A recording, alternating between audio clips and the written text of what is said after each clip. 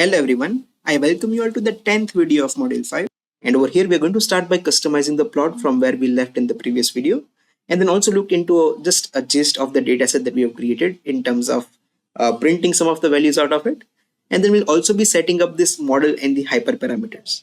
So these are nothing but the weights and biases along with the alpha, that is your learning rate. So let's get into the video. Now I'm going to add some of the customization to this particular graph, so that's going to look a bit beautiful, right? So I'm going to add first of all the title. The title of this graph will be, let's say for example, visualizing the dummy data for training. Whatever suits the best. I'll be choosing some color. Let's say I'm choosing red color over here, and then I'm choosing font size. I'll just keep the font size the way it is, and then I'll write X label, and I'll also have my Y labels. Alright, so in X label I'll be saying it's a brightness of stars, and over here I'll say that these are the star sizes, right? I'll give some font size over here. In this case, font size I'll keep it 11, and I'll also have a color of magenta. I'll copy this and paste it over here, and let's see how the output looks like now, and then we can adjust some of the things over here and there. I guess this is perfectly fine for me, but surely you can go ahead and do this kind of changes the way you want. I'll just do a little bit of adding of weight over here to the text and convert it to bold. And this is perfect, guys. This is perfect for me. Fantastic.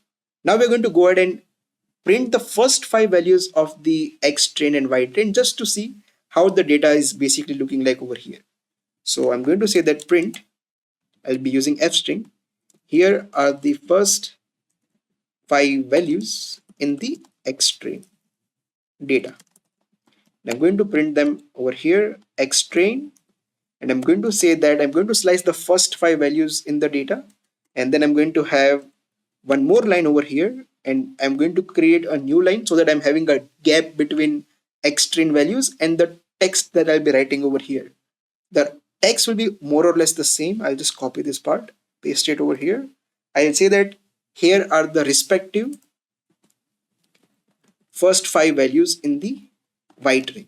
Okay, then I cannot, if I wish, I don't write data over here, and then print Y train first 5 values. Here are the respective Y train values over here. So what do we see?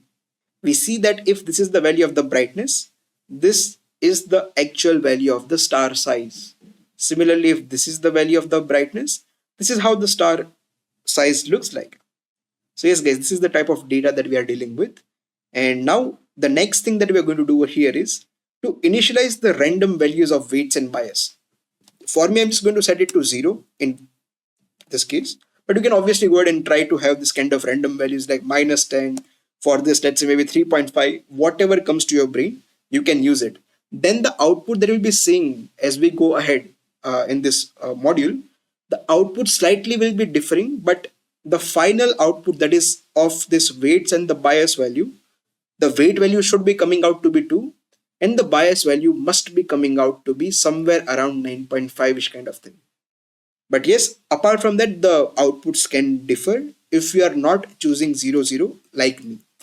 If you want to have the same type of outputs like me, then you can choose this weights and bias value to be 0, and then it's automatically just going to change this W and B value with the help of that gradient descent and update it to its optimal values.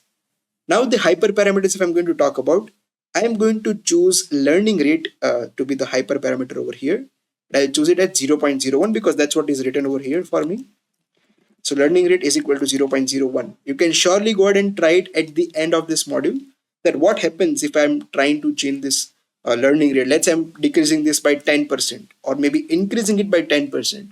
How the outputs basically change. And then just think about how is it relating to the theory that I had taught you in the previous video of the gradient descent. So that was about how we can go ahead and define this model parameters and hyperparameter. Now on top of this, in the next video, what we'll be doing is we'll be creating the functions for the forward propagation.